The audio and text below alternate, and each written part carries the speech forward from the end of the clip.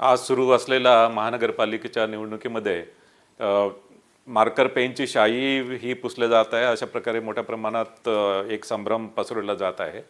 त्याबद्दल माझं सांगणं आहे की ही शाई जी आहे ती इंडेलिबल इंक आहे आणि इंडेलिबल इंक भारत निवडणूक आयोग जी इंडेलिबल इंक वापरतो तीच इंडेलिबल इंक आहे, मात्र ती मार्कर पेनच्या स्वरूपात आहे। आणि हे मार्कर पेनच्या स्वरूपात राज्य निवडणूक आयोग हे 2011 पासून हे मार्कर पेन वापरत आहे आणि यामध्ये ही शाई आहे, ही शाई ॲक्च्युली पुसली जात नाही आणि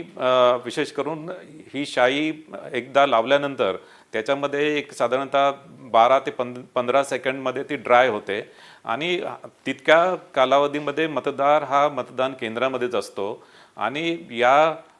शाईविषयी कुठल्याही प्रकारची शंका उत्पन्न करणे किंवा कुठल्या प्रकारचे व्हिडिओ हे बाहेर प्रसारित केले जात आहे आणि एक मतदारांमध्ये संभ्रम पसरवला जात आहे। याशिवाय मला सांगायचं आहे की मतदार हा मतदान केंद्रामध्ये आल्यानंतर मतदान प्रतिनिधी असतात, जे उमेदवाराचे मतदान प्रतिनिधी असतात ते मतदाराची ओळख पटवून देतात आणि ते ओळख पटवल्यानंतर त्या मतदाराला मतदान करण्याचा हक्क असतो। त्यांना त्या मतदाराबद्दल काही ऑब्जेक्शन असेल तर ते ऑब्जेक्शन ते प्रिसाइडिंग ऑफिसरकडे नोंदवू शकतात आणि त्या अनुषंगाने त्या मतदाराची चौकशी होते। एखादा मतदार मतदान केल्यानंतर पुन्हा मतदान केंद्रामध्ये आला तर त्या संदर्भात आणि यामध्ये मतदान प्रतिनिधी आणि प्रिसाइडिंग ऑफिसर हे त्या संदर्भात तपासतील